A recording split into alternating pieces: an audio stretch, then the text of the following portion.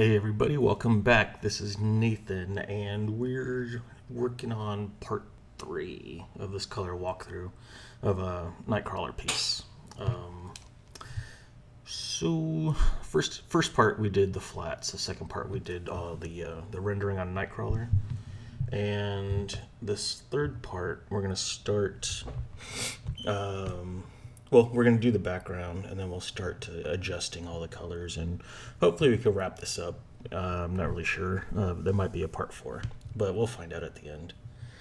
Let's see. So for the background, we have the pink rim light. So there's going to be like a nice brighter spot behind them. So let's go ahead and we have our gradient tool. We just have it set to a circular gradient. It's kind of, I like this color right here. I think overall it was just kind of too bright, but that's kind of working for me. And I'm kind of keeping this blue on the edges. It's going to help kind of frame the piece for us.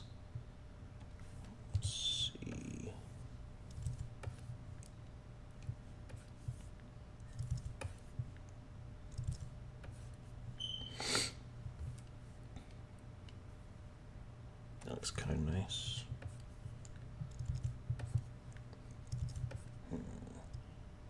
Kind of want something to help break it up a little bit. I have these kind of light brushes. I found them online. I can't remember what I searched for exactly, but they're kind of just like light rays. So you can get, like, pretty cool effects with them.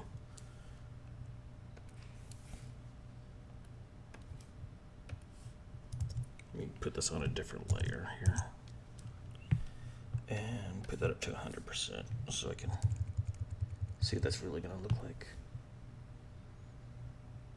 Alright, let's put that on overlay.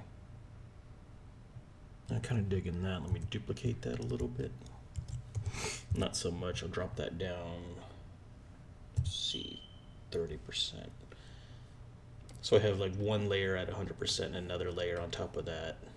So a duplicate of it, just 30%, because 100% was too much white. And merge those together. And take our soft air brush, because we had kind of like an edge on that brush. So I just kind of want to soften that a little bit. Let's see, how about if let me lock that layer and fill it with that same lighter pink we have. I just want to try it on screen, but yeah, I'm liking it the other way.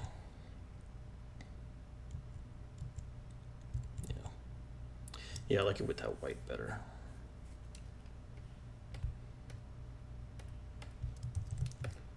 Was it too much?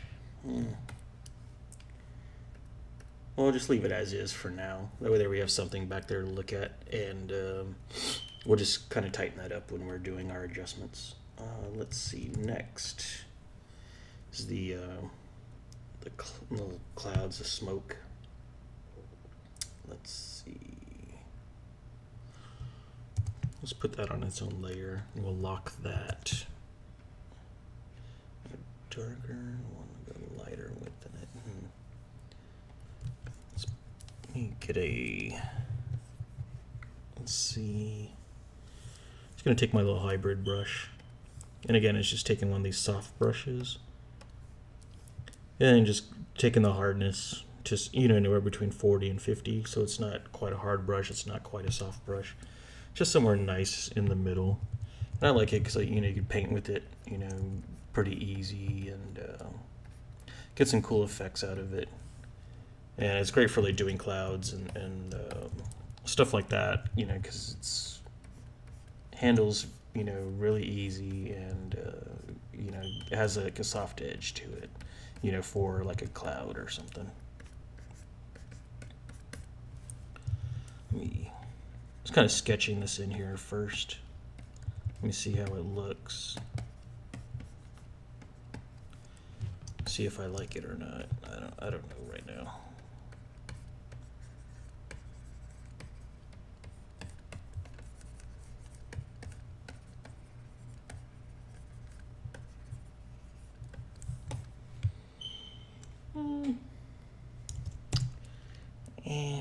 Not exactly thrilled with it.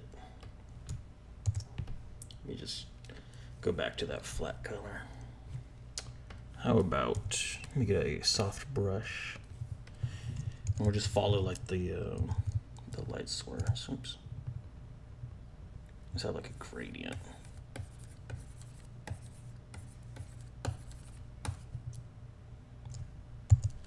Let's see how this looks. But again, like I was kind of mentioning in some of the other videos, I like to do a lot of experimenting. You know, trying to find what works and what doesn't. So just kind of hit the inner edge of it a little bit with the dodge tool, not too much, because you don't want to get, you know, these nasty. You can kind of see these nasty illegal colors. You know, if I go to my preview, that's just gray, and it's just not appealing at all. So just ever so slightly hitting it up. Let's see here. I'll just take like this lighter color. Let me go back to my hybrid brush. Oops.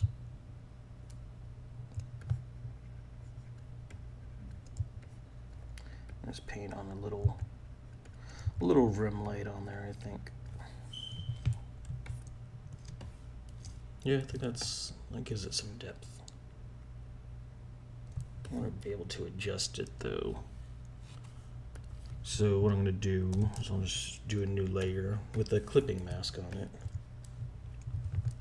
So that'll allow us to go back and adjust it. Might want to darken the clouds a little bit more, lighten this rim light. We'll see. That's what the great thing, I mean, kind of talked about it before with how powerful computers are nowadays. You know, all your different layers, your adjustment layers you can have, and this really opens it up as far as experimenting. But you know, if you really have no idea what you want to do, I guess it could be a trap as well. Real-time sync. So there's plenty of times where I have to, you know, tell myself to calm down and reel it back in. Let me just rotate my canvas here. You always have to keep your deadlines in mind as well. I mean, even if it's something, you know, you're working on for yourself, you don't want to be working on it, you know, for 5 days or what have you. This piece here, actually didn't record anything on it yesterday, so I had a nice day break from it. So, you know, I get to come back and look at it with fresh eyes, which I think helps as well. You know, if you have the time. You know, because looking at it again, I'm already starting to get, you know, ideas how I might want to adjust this teal type of color that we have going on.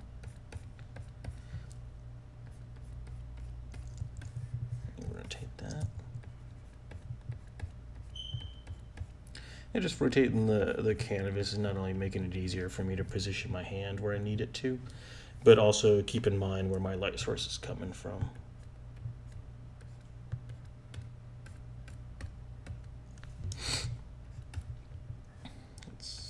A little bit like that.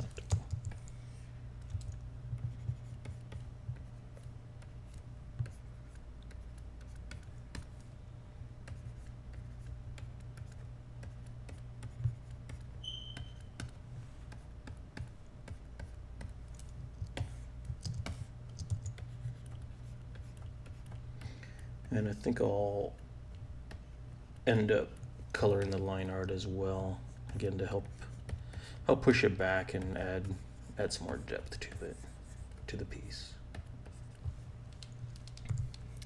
And I think that was it. So I'm pretty happy with that. Let's brighten this up a little bit.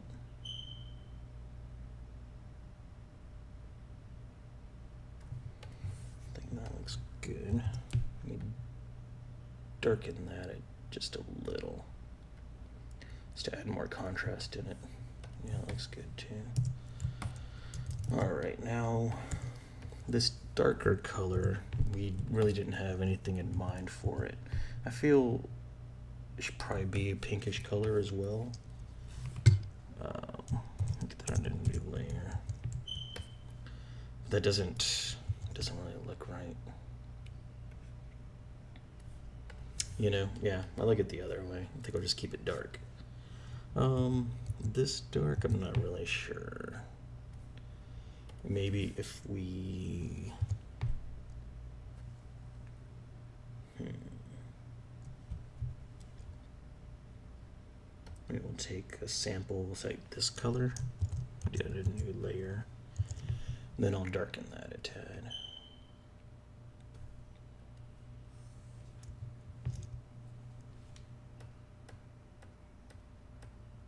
Yeah, I think that looks good. I mean, I do like seeing the pencil lines in there popping out. Looks pretty cool. The sketchiness of it.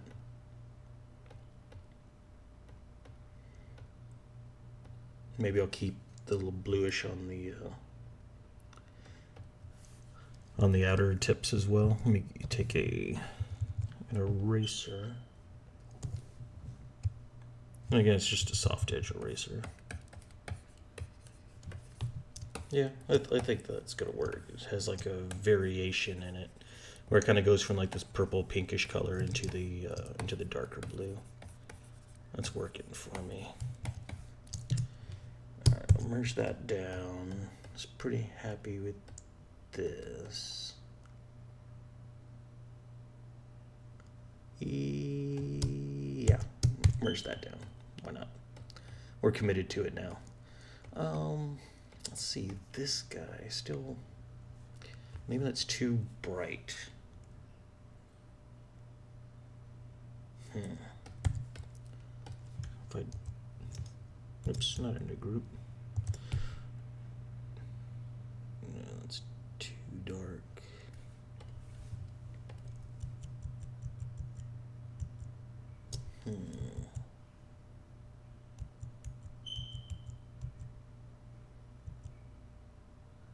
Yeah, I like that. It kind of brightens up the colors a bit.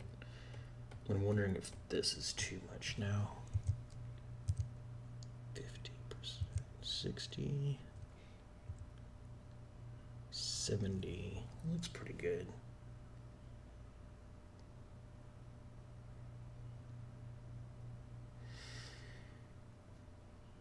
Yeah, all right, fine.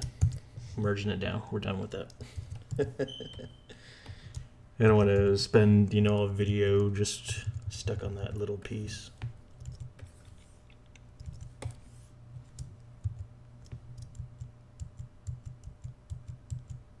Yeah, that looks good like that. And then maybe what we'll do, we'll brighten that rim light a little bit more. Do I want to go white? Nah, I don't.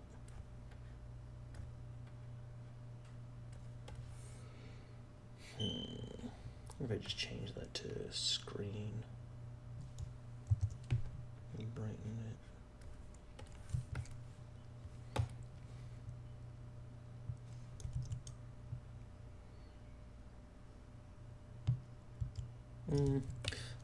We'll come back to that in a second. Let me go ahead and colorize this line art here. Just put it on just a hard brush. So it's 100% hardness. Spacing's at 1%.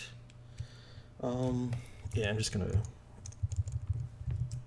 color up this smoke real quick.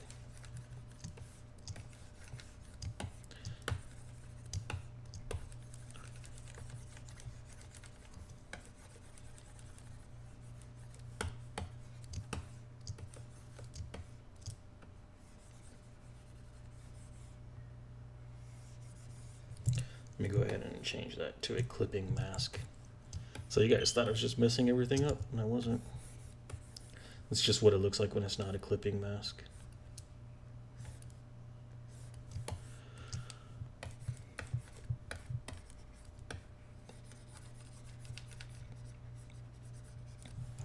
Yeah, just remember when you're doing your clipping masks, you have to have your line art on a separate layer where the black is separated from the white. So you only have the black outlines on a layer. Then your clipping masks will work fine. If you just have your line art set to multiply, then your clipping mask is just going to see it as one layer. It's not going to work. You can still go in and colorize your line art, but it's going to be a lot longer process for you. And I'll just do this with a selection. Fill that. All right. I'm just doing this all one color right now, and then I'll go in and adjust it in a second.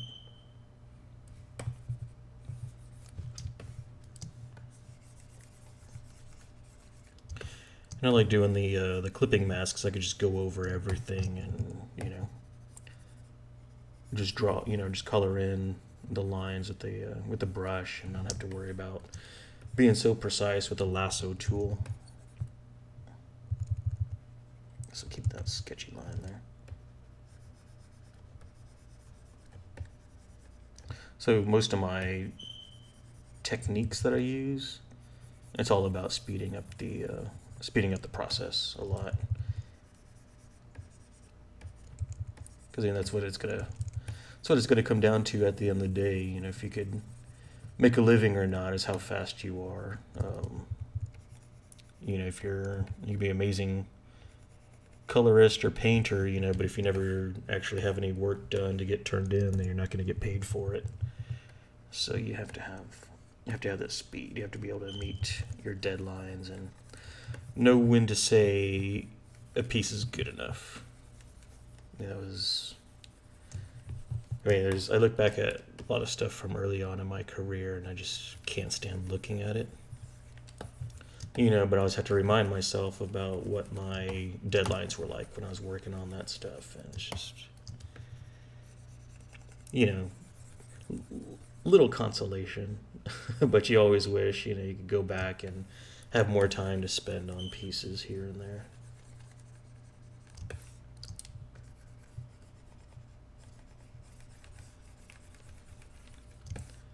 So yeah, any little tricks you can use to help speed up the process really helps out a lot. And this is just one of them, that I picked up on and I like using a lot.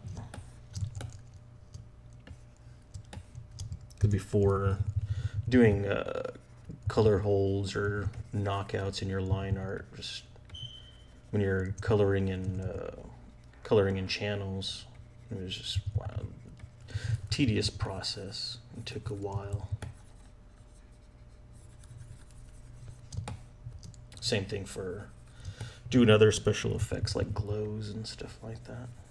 There's a whole process you had to go through, and then you can only do it once all you're done with all your coloring and you're ready to merge everything together. So you had to be pretty certain what you wanted to do. Back then, this is all like on Photoshop 3, Photoshop 4. Back in the mid to late 90s, and you couldn't. I think you had one undo, and that was it. So I remember when they upped that to 10, I was like, oh my god, I'm never going to use that many, because you just got so used to the point of knowing what you wanted to do before you did it, because you couldn't undo it. But yeah, now you have you have your history palette, and then multiple undos as well, I guess it's pretty much infinite undos now at this point. Whatever you set your memory to. But yeah, even now I think I only have mine set to like 20 undos or something like that in my history palette. Because if if I'm not sure about something that I need 20 undos, then yeah, it's just not worth doing it. Or if I want to experiment, you know, like I'm showing you guys on this piece, I'll just have it on a separate layer and mess around with it there. All right, so we're almost done here. In the background, just keeping it really basic, 'cause most of it, you want your attention to be on Nightcrawler, not so much on the background, so you don't want to go too crazy with it.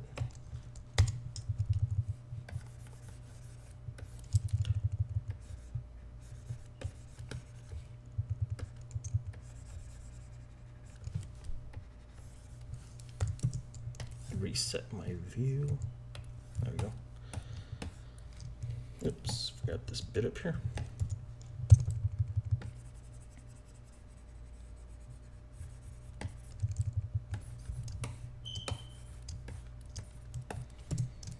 Now I have that all done. And you can see, I mean, up here it's just the same color as this darkest color. You know, it looks good down here, but not necessarily up there. Just looks like I deleted all the artwork. So I'm just going to go ahead and darken it just a tad. And bring up the saturation a little bit as well. So now you can see, oops, you can see that start to come back in.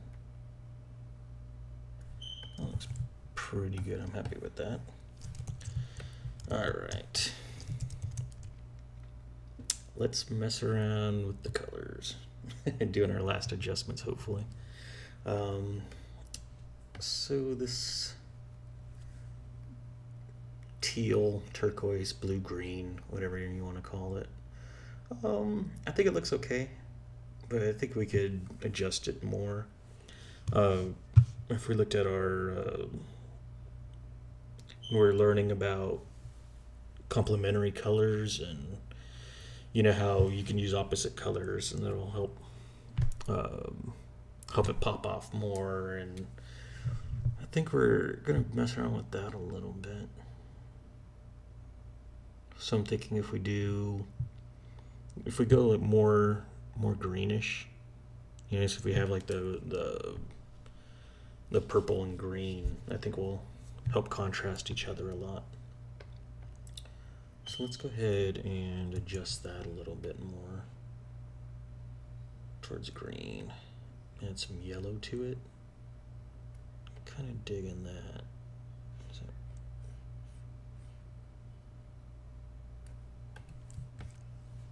maybe a little bit lighter.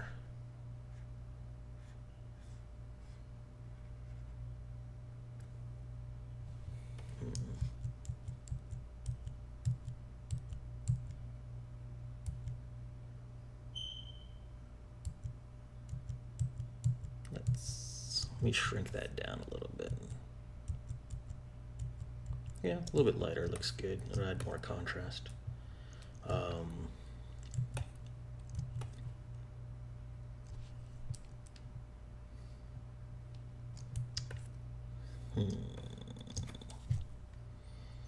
Yeah, I think that works pretty well. I'm gonna put an adjustment, a hue saturation adjustment layer on top of everything. Turn down the saturation all the way, and that'll like really help us look at it. Let me shrink that down and see how much Kurt pops off of that background. So it's still working pretty nice. What I don't like is this hand, even though it's foreshortened, this here is like the same tones as this bit here, so it's not really popping off. So I'm gonna go in, and because that's all on one layer, I'm gonna go in here, my eraser, it kind of darkens it a little bit there. Yeah, that pops more forward with that lighting on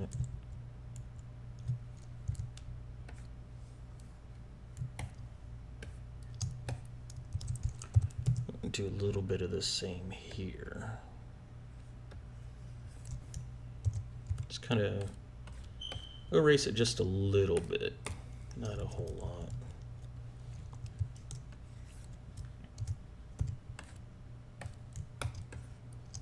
All right. And maybe the same, like right down in here. Because we want to show that the arm's in front of it there. And this here is going more toward, you know, it's going to wrap around onto his back. So maybe not too much.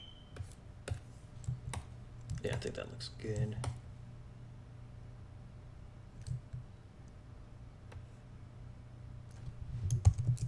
Let's take a look at that again.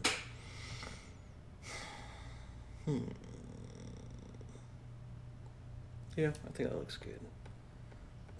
Feel like we're seeing the rendering on, you know, his face and the red and the blue of his outfit, but we're not really seeing it on the whites. So I'm thinking we should have that pop off a little bit more. Let me just select the whites and then I'll duplicate what we have already. So it's going to brighten that up a bit more. Let's see how that looks now. Still can't really see it.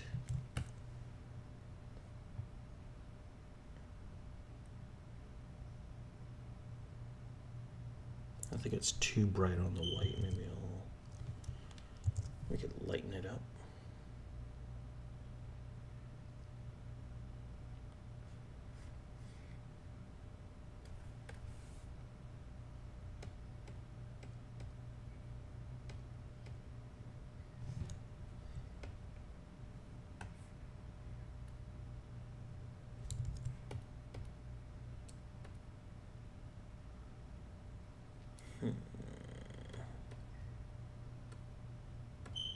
Let me see. I have that. So if I put on overlay and then lighten it, see how that looks. Oops, 100%. I was wondering why I wasn't doing anything. So that looks pretty good there. We're starting to see it on here, so that helps.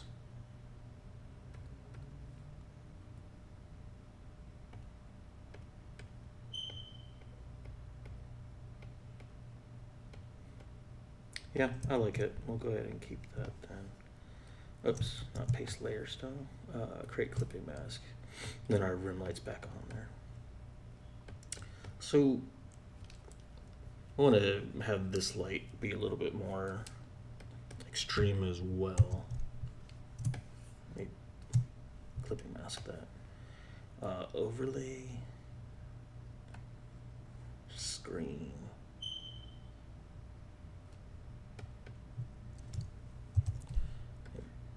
Pump that up a little bit more. It's almost going to take it to white, but not quite. So there's just some room there. And I think what we'll do on top of everything, we'll start a layer. I think we'll try it with lighten first and see how that works. I'm just going to take this nice pink color, and this again is just a swatch that comes with the Photoshop. And I'm just gonna do my glows, but I have a video coming up pretty soon. It's gonna go through the whole process of glows more. So don't be afraid if you haven't been able to follow along with this yet. Oops, why is that white? I think I hit my default colors on accident. Really need to get a microphone stand. Like right now I have to kind of reach around my microphone to get to my keyboard.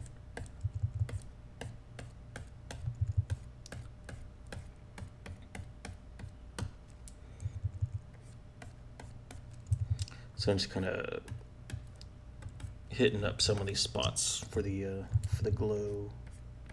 That's just going to really intensify it.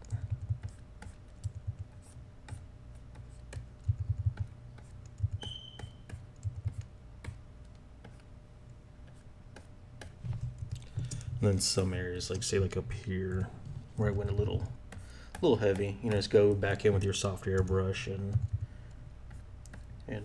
delete a little bit of it.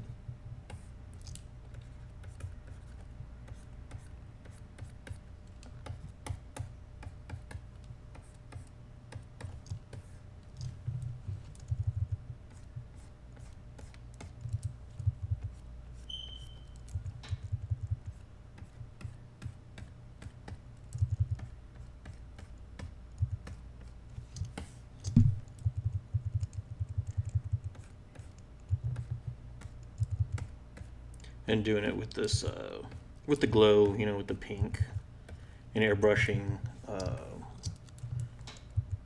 this glow onto it. It's going to help unify it with the background as well.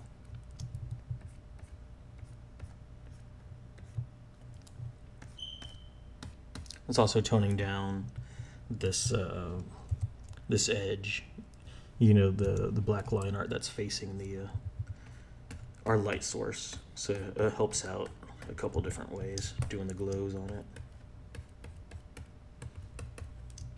I think it's just a thing people kind of gravitate to as well. You know, it's just, wow, look at those glows.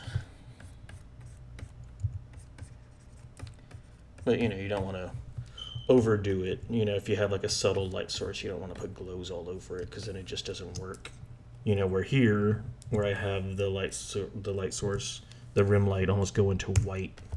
You know, it really works out well.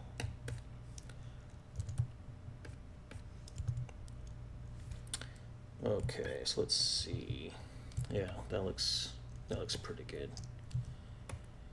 So again, I always like to zoom out and put on my hue saturation layer just to make sure, you know, I'm happy with all my values and make sure it's looking good. But yeah, I'm pretty happy with it. Let's see what's next. I want to go ahead and give the artist's name a color as well. Let's see here.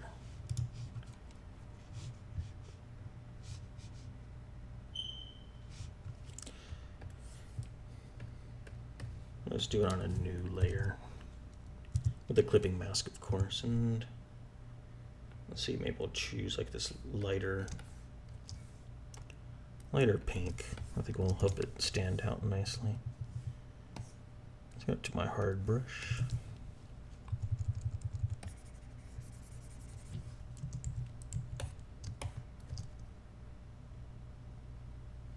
Yeah, I think that works good. And then let me get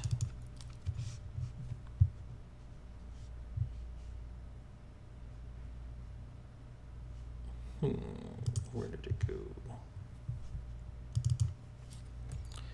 Just opening up this old pinup again so I can grab the grab my name off of there.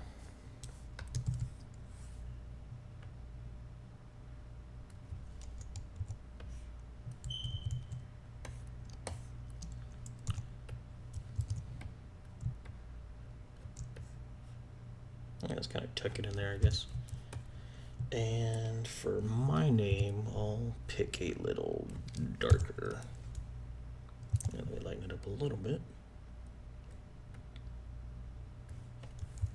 And get a little bit bigger, yes.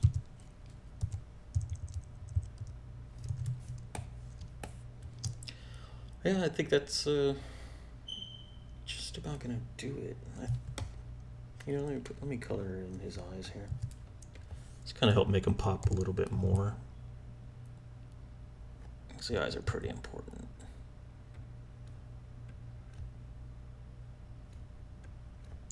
I'm just going in with the dodge tool, you know, just to make it a little bit faster.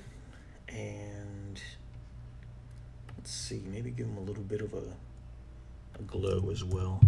Let's just set to lighten. All right. Oops. Let me get a soft brush.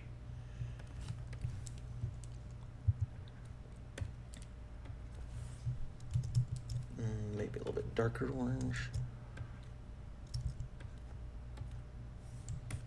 Yeah, just a little subtle glow like that. I think that'll look nice. And I think we are done.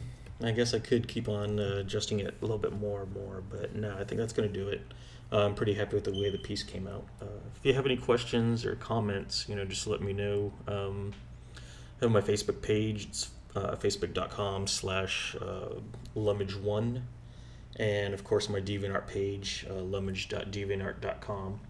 And for the artist, I'll have his description, or I'm sorry, I'll have his description in the link. And I'll put his link in the description so you can check out more of his amazing work. And yeah, I think that's going to do it. And we're able to do it in 3 parts. So if you guys liked what you saw, hit the like. If you want to see more of these, by all means, let me know. And yeah, I think that's going to do it. And thanks for watching, and I'll talk to you soon. All right, bye.